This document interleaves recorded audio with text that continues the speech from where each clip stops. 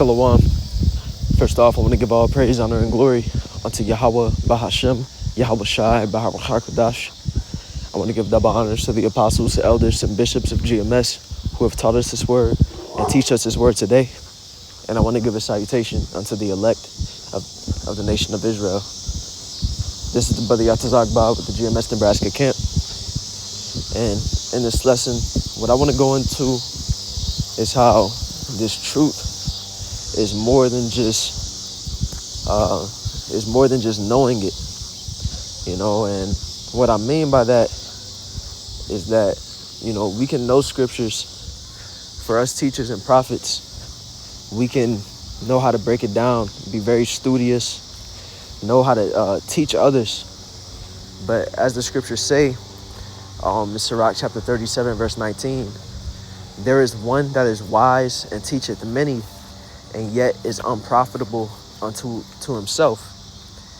And when you get into that word profitable in the etymology, it says yielding spiritual or moral benefit, useful, you know. And so it says that a person can teach many, a person can be able to break down the word, can be able to go into it, yet he yields no spiritual or moral benefit. And ain't we supposed to be growing in the spirit from this truth?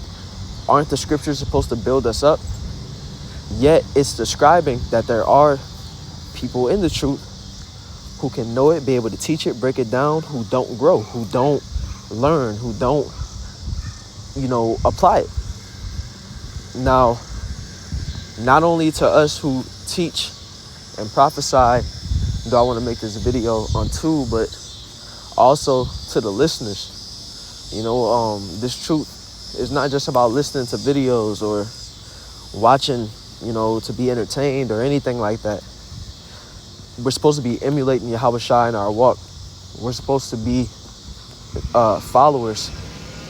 And as a follower, that's not just a listener, but you're adhering to the word and, you know, applying it in our lives, you know. And this is to me first and foremost. And I know that's said a lot, you know, that's a phrase that's often said, this is to me first and foremost, but I really mean that when I say that, because I be messing up.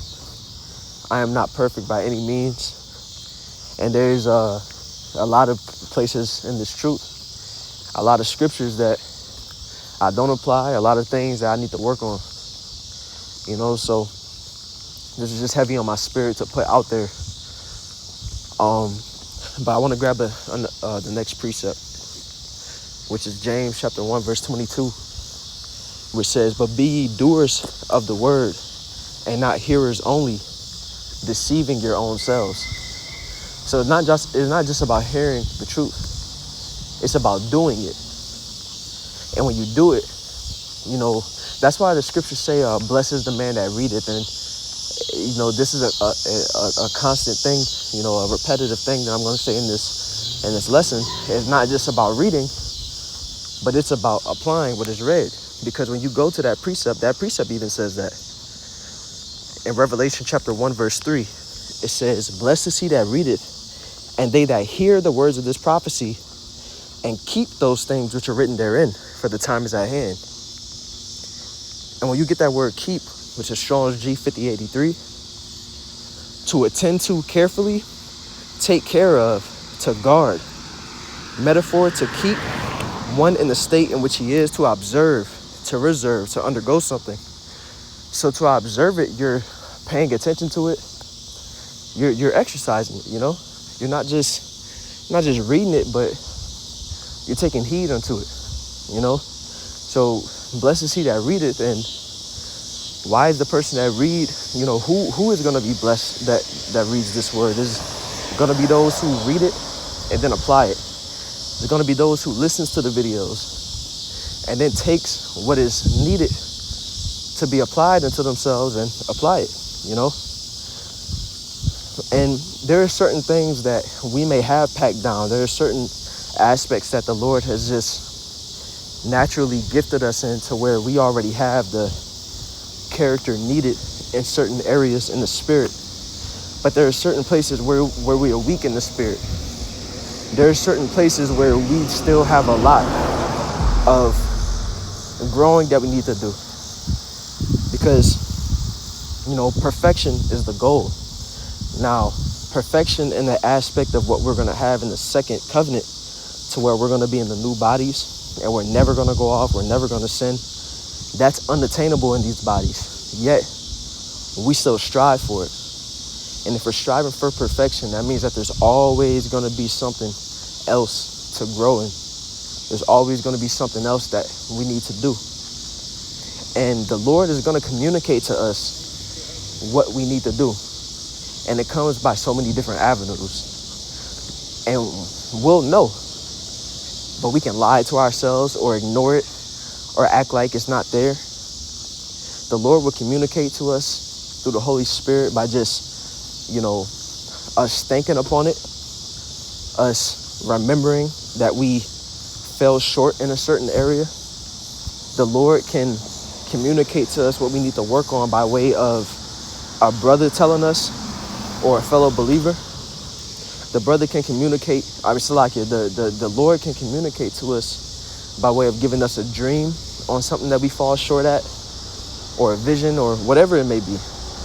And the Lord will be blatantly telling us, this is a weak point that you have, and you need to work on this, and you need to fix this. And by whatever avenue it comes, we don't want to ignore that, because that is a warning. And those things that the Lord will be telling us that we have to work on are things that are essential to our development, and ultimately essential to salvation, essential to us being made, found acceptable in the eyes of the Lord.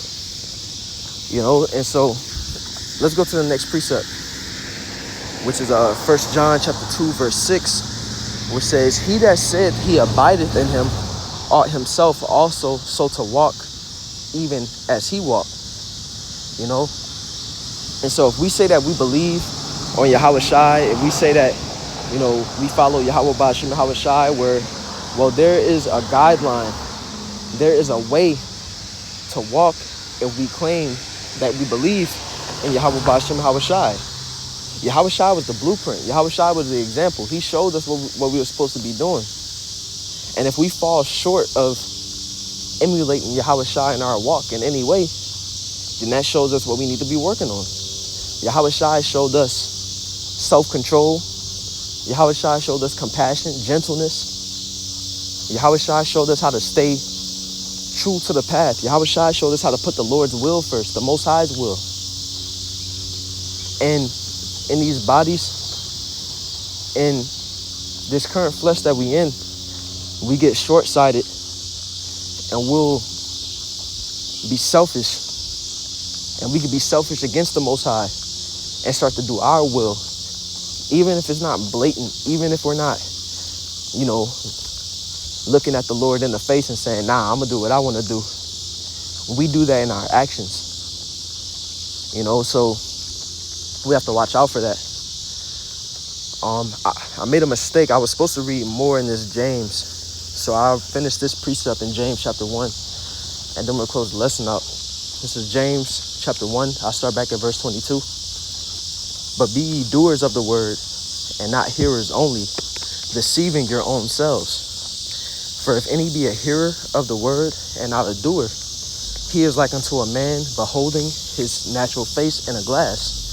Because that's what the truth does. When we hear this truth, it's supposed to make us reflect upon ourselves. When we hear these lessons of self-development, or when we hear these different precepts that tell us the way that we're supposed to be carrying ourselves, it's supposed to make us reflect upon ourselves. We're not just supposed to be reading precepts and then thinking about how to break this down to another, which that's an aspect, don't get me wrong, but it's not just about that, because it has to start at us. How can we teach another if,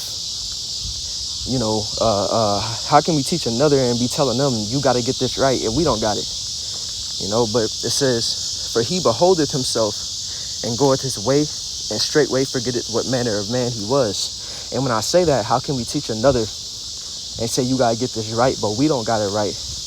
I mean, going in with the type of facade as if we're all good with it, and not being honest in the fact that we fall short. The elder brother in my camp had to, say that to me. In certain videos, we can go in and start teaching and getting on people like we don't be struggling with the same stuff. And if we want to go in on that topic, then, like the elder brother said, be honest. Say that we struggle. Say that we fall short. Why? Because we human. And if we're going to teach somebody about a path, why wouldn't we tell them that path is going to be treacherous? Why would we act like they tripping for having trouble on that path that we had trouble on the same one? But shout out to the elder brother for that. I didn't, I was taught that by him. But let's read on in this James chapter 1 verse 24. It says, "For he beholdeth himself and goeth his way, and straightway forgetteth what manner of man he was." Right? So this truth shall make us hold up a mirror to ourselves. It shall make us, reflect upon ourselves. And it should show us our impurities, our discrepancies against how we're supposed to be walking.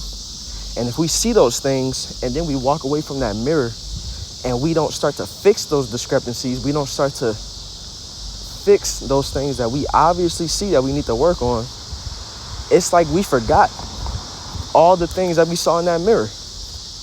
We looked in that mirror for no reason. So that's what it's like when we read the scriptures and then we don't apply it, or we listen to videos or teach others, but we not exercising the same thing.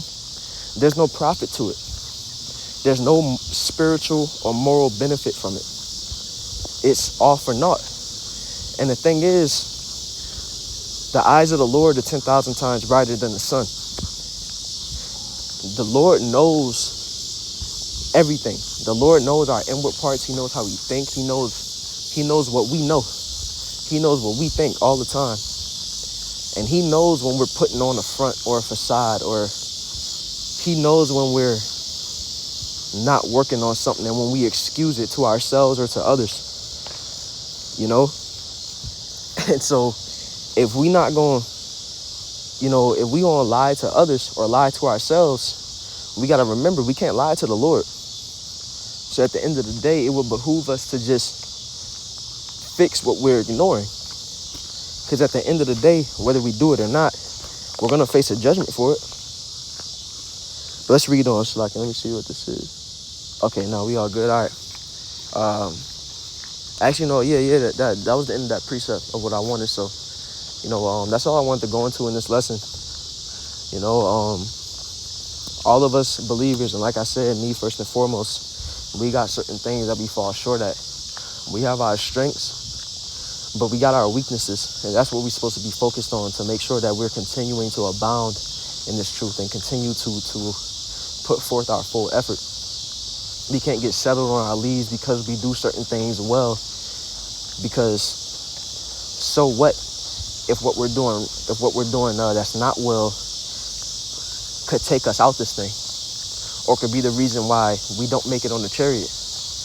We got certain things that we need to be working on, and if that's the case, then we have to make sure that we're addressing those things within ourselves and trying to do better every single day. So Lord willing, this lesson was edifying.